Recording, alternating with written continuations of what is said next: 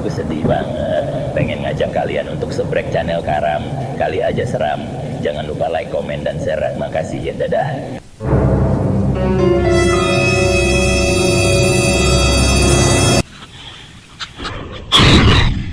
Kali aja seram.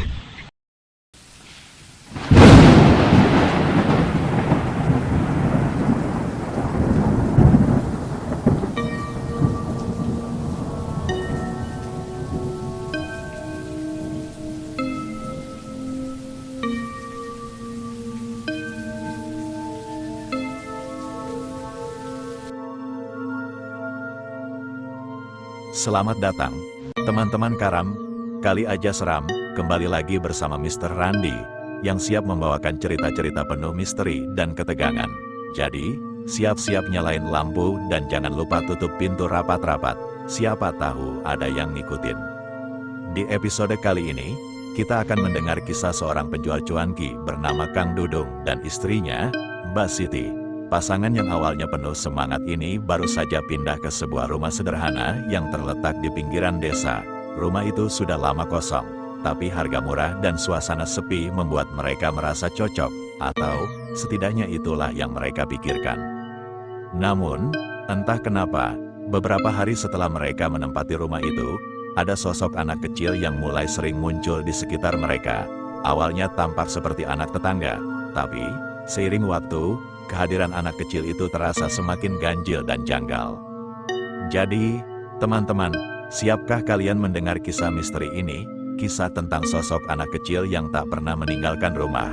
Hati-hati, jangan sampai kalian juga ditemani oleh sosok yang tak diundang. Jangan lupa subrek, like, dan komen ya. Dengerin sampai selesai. Markilai, mari kita mulai kisahnya. Hai. Buat kamu yang lagi nganggur, yang ingin mendaftar jadi driver Maxim, tanpa SIM bisa, kendaraan jadul juga bisa, mobil dan motor bisa, silahkan WA 082283998955. Sekali lagi 082283998955. Cuma 5 menit akun langsung jadi dan bisa langsung narik. Admin hanya 50.000 aja. Bisa ke seluruh Indonesia. Ditunggu ya. Terima kasih.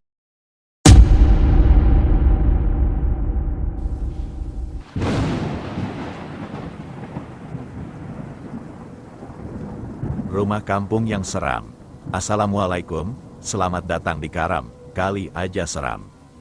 Kisah kita kali ini terjadi di suatu daerah di Jawa Tengah, sekitar tahun 2015. Kisah ini dialami oleh seorang wanita bernama Mbak Siti, sebut saja begitu, yang baru saja menikah dengan seorang pria asal Bandung bernama Kang Dudung. Awal kisah dimulai ketika mereka memutuskan untuk menetap di sebuah rumah di Jawa Tengah. Rumah itu menjadi saksi bisu kebahagiaan mereka selama bertahun-tahun. Namun, setelah beberapa tahun, kehidupan damai mereka mulai terusik.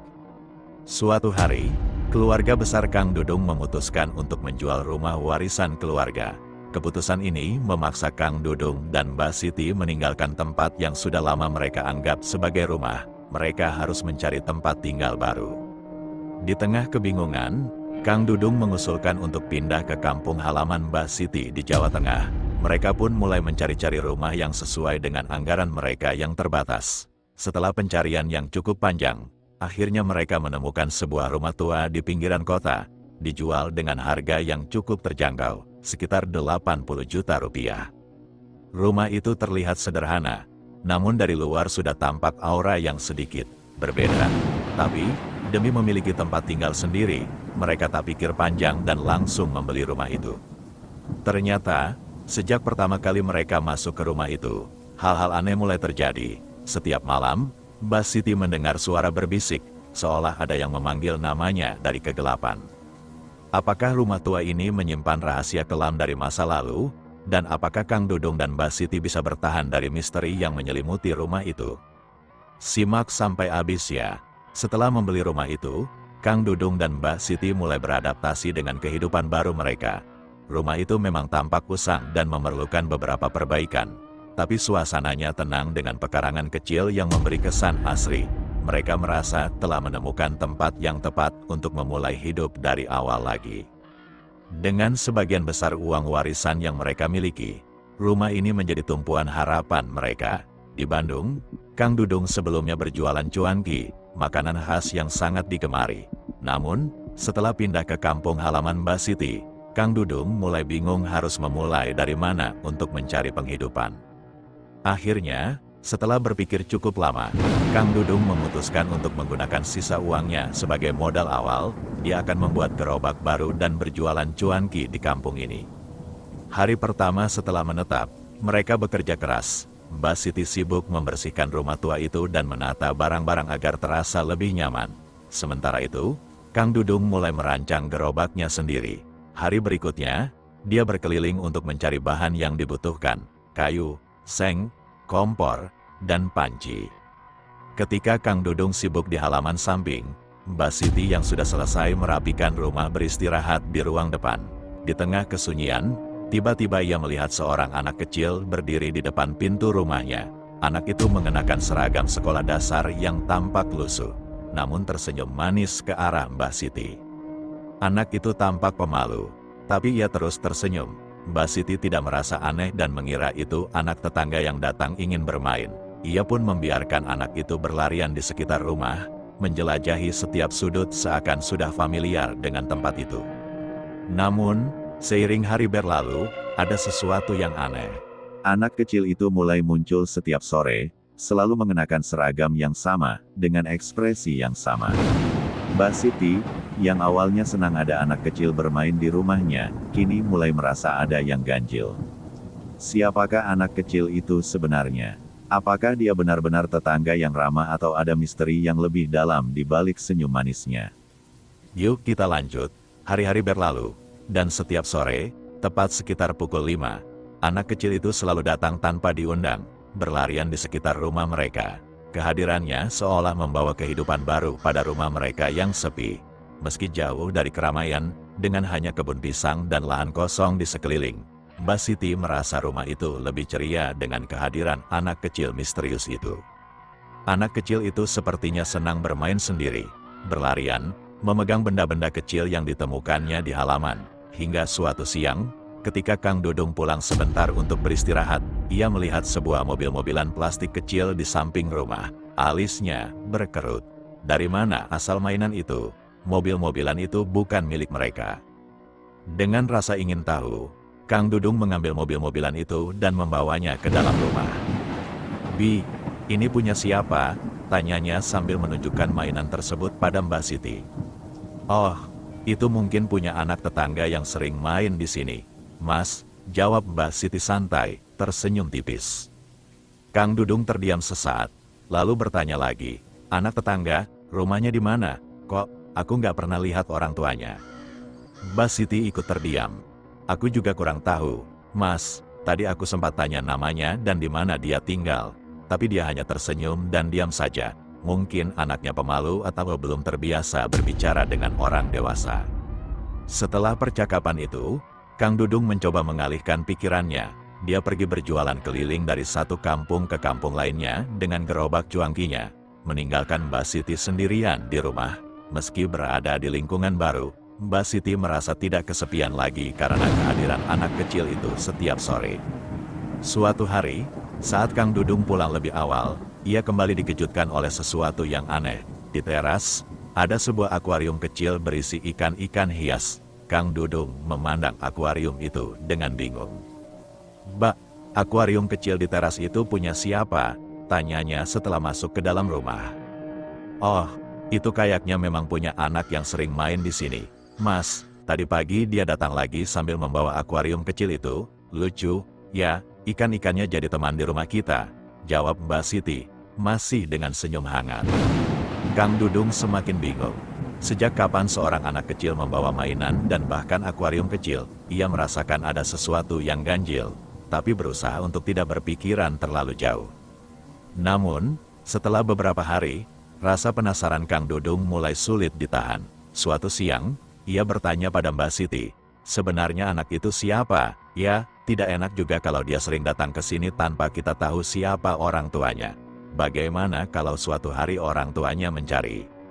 Mbak Siti hanya tersenyum dan menjawab lembut, "Tidak apa-apa, Mas, anak itu hanya main di sini sebentar saja. Aku malah senang ada anak kecil yang bermain di rumah ini, membuat suasananya lebih ceria. Lagi pula, dia selalu pulang sendiri sekitar jam 11 siang. Sepertinya, dia tahu kapan dia harus pulang. Kang Dudung mendengarkan dengan seksama, namun rasa penasaran masih menggelayuti hatinya. Siapakah anak kecil itu sebenarnya, dan apakah kehadirannya membawa pesan yang belum terungkap? Hari-hari terus berlalu, dan Kang Dudung mulai terbiasa dengan rutinitas berjualannya. Di sela-sela kesibukannya, pikirannya sering kembali pada anak kecil yang setiap hari bermain di rumahnya. Rasa penasaran itu semakin tumbuh. Siapa sebenarnya anak itu? Setiap kali ia pulang, anak itu selalu saja sudah pergi. Suatu sore, setelah dagangannya selesai, Kang Dudung memutuskan untuk pulang lebih awal. Ia ingin memastikan dirinya berada di rumah pada waktu kedatangan anak tersebut. Saat mendekati rumah, ia mendengar suara tawa kecil yang khas dari dalam. Kang Dudung berhenti sejenak di depan jendela, lalu mengintip dengan hati-hati. Di ruang tengah, tampak Mbak Siti yang sedang asyik menemani anak kecil itu bermain. Anak itu duduk di pojok ruangan, sibuk dengan mobil-mobilan kecilnya, tidak bersuara sama sekali, hanya memainkan mainannya dengan ekspresi serius. Namun, ada sesuatu yang aneh. Meskipun tubuh anak itu kecil seperti anak-anak pada umumnya, wajahnya tampak tidak biasa. Wajahnya terlihat lebih tua dari usianya. Kang Dudung terdiam, terpaku pada sosok anak kecil itu. Rasa merinding mulai menyelusup ke dalam hatinya, namun ia berusaha menepis pikiran-pikiran aneh yang mulai merayap di benaknya. Ketika Kang Dudung masuk, ia menyapa Mbak Siti dengan riang, mencoba mengalihkan perasaan aneh yang menyelimutinya. "Alhamdulillah, dagangan laris hari ini, Bi," ujarnya sambil tersenyum. "Oh, syukurlah, Mas," Mbak Siti tersenyum, sambil menuangkan minuman hangat untuk suaminya. Namun, rasa penasaran Kang Dudung tentang anak kecil itu tidak bisa begitu saja hilang. Anak itu, yang tadi main di sini, kemana ya, Bi? Tadi aku lihat dia di ruang tengah," tanyanya pelan. Mbak Siti tersenyum tenang. "Oh, dia baru saja pulang, Mas, memang setiap kali sudah jam-jam tertentu. Dia pasti pamit pulang sendiri. Anak itu sopan kok, tidak pernah mengganggu," jawabnya ringan. Kang Dudung mengangguk pelan, berusaha menerima jawaban istrinya. Namun dalam hatinya, ia merasa ada yang tidak beres. Anak kecil itu, wajahnya yang tampak begitu berbeda, dan mengapa ia selalu muncul di rumah mereka tanpa ada yang tahu siapa orang tuanya. Keesokan harinya, Kang Dudung semakin mantap dengan tekadnya untuk mencari tahu tentang anak kecil tersebut. Ia ingin melihat sendiri, apakah ada sesuatu yang luput dari perhatiannya selama ini. Dan di sore hari, tepat saat suara tawa anak itu kembali terdengar dari dalam rumah, Kang Dudung memutuskan untuk langsung menemui anak tersebut. Namun saat ia membuka pintu, ia terdiam dan terkejut. Anak kecil itu duduk di pojok ruangan, memainkan mobil-mobilannya. Tapi wajahnya, kini tampak lebih jelas. Ada kerutan tipis di sudut matanya, dan sorot matanya tidak seperti anak-anak pada umumnya. Seolah-olah, di balik tubuh kecilnya itu, tersimpan jiwa yang jauh lebih tua. Dengan jantung berdegup kencang, Kang Dudung merasakan bulu kuduknya berdiri. Siapakah anak ini sebenarnya? Dan mengapa ia selalu datang? Seolah-olah rumah mereka adalah tempat yang sudah lama dikenalnya. Kang Dudung dan Mbak Siti berjalan cepat di bawah sinar matahari yang mulai meredup. Sepanjang perjalanan, mereka bertanya pada beberapa kenalan, berharap bisa menemukan seseorang yang bisa membantu menangani gangguan gaib di rumah mereka. Akhirnya, mereka mendengar kabar tentang seorang ahli spiritual yang dihormati di kampung. Seorang lelaki tua bernama Pak Darsa yang dikenal memiliki kemampuan menangani makhluk halus dengan bijaksana. Matahari hampir terbenam ketika mereka tiba di rumah Pak Darsa. Lelaki tua itu menyambut mereka dengan senyum tenang, seolah sudah mengetahui tujuan kedatangan mereka. "Pak, kami perlu bantuan Bapak," ucap Kang Dudung dengan nada memohon. Ia menceritakan pertemuannya dengan sosok anak kecil di rumah mereka, serta cerita mengerikan tentang anak kembar yang meninggal di lubang belakang rumahnya bertahun-tahun lalu. Pak Darsa mendengarkan dengan saksama, sesekali mengangguk dengan mata terpejam, seolah sedang berkomunikasi dengan sesuatu yang tak kasat mata. "Anak itu, sepertinya memang belum bisa tenang," ucap Pak Darsa pelan, suaranya berat namun penuh keyakinan. arwahnya masih tersisa di rumah kalian, menunggu seseorang untuk membantunya pergi dengan damai. Mendengar itu, Kang Dudung dan Mbak Siti merasa bulu kuduk mereka meremang. Mereka hanya bisa menatap Pak Darsa dengan cemas, berharap lelaki tua itu tahu cara untuk mengatasi masalah ini. "Baik," kata Pak Darsa, "biar saya datang ke rumah kalian malam ini. Kita akan mencoba untuk berbicara dengannya, dan semoga dia bersedia pergi." Malam itu, Pak Darsa datang ke rumah Kang Dudung. Ia membawa dupa, sesaji, dan beberapa benda ritual lainnya. Setelah menyiapkan semuanya, ia meminta Kang Dudung dan Mbak Siti untuk duduk di ruangan lain dan membiarkannya berkomunikasi dengan arwah anak tersebut sendirian. Dalam keheningan malam, hanya terdengar bisikan Pak Darsa yang memanggil-manggil arwah anak itu, meminta agar dia muncul dan berbicara. Tiba-tiba, ruangan terasa lebih dingin, dan Kang Dudung yang mengintip dari balik pintu melihat bayangan anak kecil itu muncul di tengah ruangan. Wajahnya tampak sendu, namun sorot matanya seperti ingin menyampaikan sesuatu. Pak Darsa berbicara dengan lembut, "Nak, kamu sudah lama di sini. Apakah ada yang masih kamu tunggu?" Anak itu tidak bersuara, hanya menatap ke arah lubang di belakang rumah. Pak Darsa mengangguk pelan, seolah mengerti maksudnya. "Baiklah, Nak, jika memang kamu ingin orang-orang mengingatmu dengan baik, kami akan melakukan ritual ini untukmu. Beristirahatlah dengan tenang," kata Pak Darsa dengan penuh kasih. Perlahan, sosok anak itu mulai memudar, meninggalkan ruangan dalam keheningan yang tenang. Pak Darsa berbalik ke arah Kang Dudung dan Mbak Siti yang masih tertegun. "Sudah selesai," ucapnya singkat. "Arwahnya sudah pergi. Dia hanya ingin mengingatkan kalian agar selalu menjaga anak-anak dan tidak membiarkan mereka bermain di tempat yang berbahaya." Kang Dudung dan Mbak Siti mengangguk, merasa beban besar telah terangkat dari bahu mereka. Malam itu, mereka tidur lebih nyenyak dari sebelumnya, tanpa gangguan suara atau bayangan yang misterius lagi. Setahun telah berlalu sejak mereka meninggalkan rumah lama yang penuh misteri itu. Kini, Kang Dudung dan Mbak Siti tinggal dengan nyaman di rumah kontrakan baru, jauh dari bayang-bayang sosok anak kecil misterius yang selama ini menghantui mereka. Mereka telah melewati banyak kejadian mengerikan, namun kini hidup mereka jauh lebih damai. Tepat di usia pernikahan mereka yang ke-10, kebahagiaan mereka semakin sempurna dengan kelahiran anak pertama, seorang bayi yang sehat dan ceria. Kehadiran sang buah hati seperti membawa berkah besar dalam hidup mereka, seolah menutup lembaran lama yang penuh dengan ketakutan dan kegelapan. Kang Dudung dan Mbak Siti tersenyum menatap bayi mereka yang tertidur lelap di gendongan. Mereka sadar bahwa keputusan untuk meninggalkan rumah lama adalah langkah terbaik yang pernah mereka ambil. Kini, mereka dapat hidup tanpa gangguan, membangun keluarga kecil yang penuh cinta dan harapan. Masa lalu di rumah lama itu, dengan semua misteri dan kengerian yang pernah mereka alami, perlahan terkubur sebagai bagian dari cerita yang tak akan mereka lupakan. Mereka hanya bisa berharap, siapapun pemilik baru rumah itu tidak perlu mengalami hal yang sama. Demikianlah cerita kali ini, teman-teman Karam.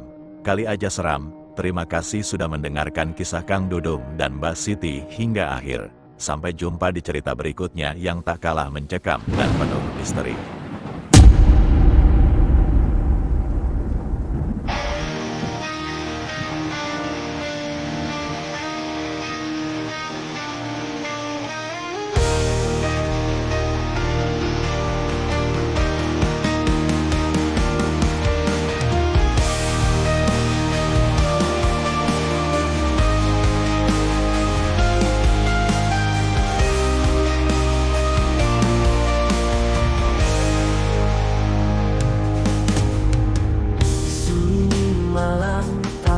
Suara angin dingin menyapa dari balik jendela kusam.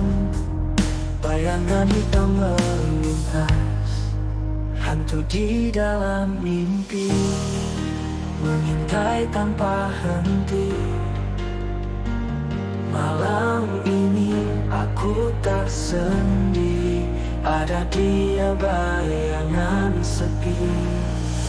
Ketika bulan sembunyi dalam gelap, ku tak bisa lari Langkah berat menghantui di lorong sunyi